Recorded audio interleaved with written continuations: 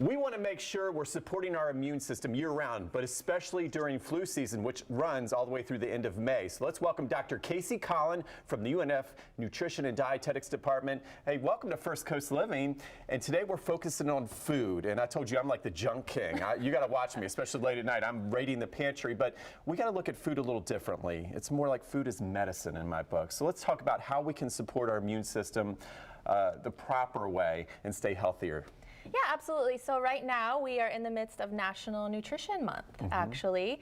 And unfortunately, too, we're in the 3rd anniversary of the month when COVID began. So I thought it would be a prime time to talk about how to boost our immune system. Yes, I tell you, and you've got some interesting, beautiful display. I like the colorful peppers. Yeah. We've learned from you and how important that is for your diet. And what do we got here? I'm still learning. Is that prunes? What's going on so here? Mike, those are actually chili peppers. They're dried chili peppers. Okay.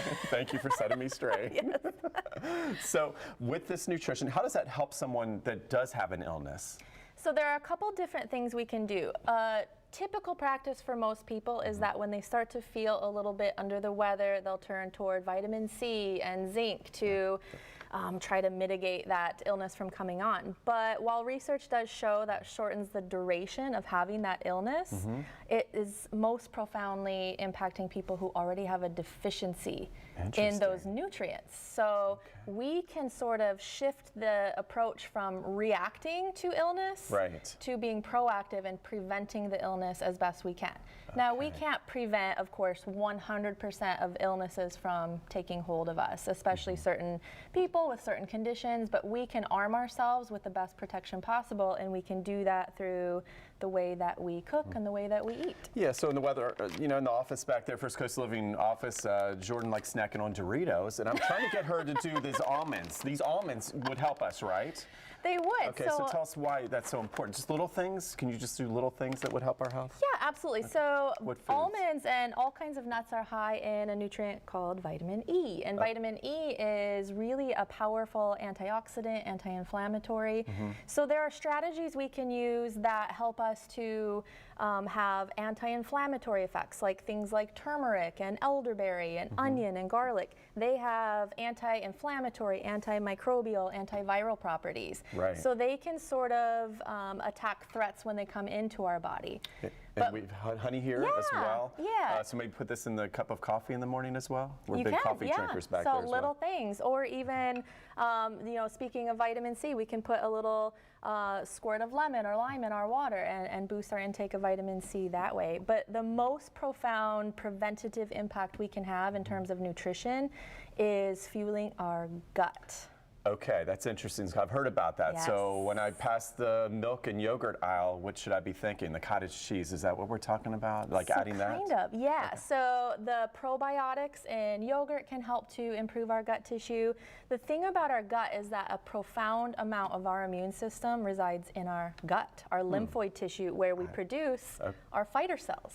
Okay, so that explains, it was never explained that well to me as to why that's so important. So a lot of folks, I think I overdo things. I want to do everything at once. What are some little steps, just a couple steps folks can take to add some of these important foods to their diet to keep them healthy? Absolutely. So we can get those immune-fighting nutrients and protect our gut at the same time if we have a diet that's rich in dark leafy greens and contains fruits like citrus fruits, or of course the bell peppers that you mentioned from our last segment. And so we can do small things like our spices. We can use dried spices like dried oregano, dried onion even.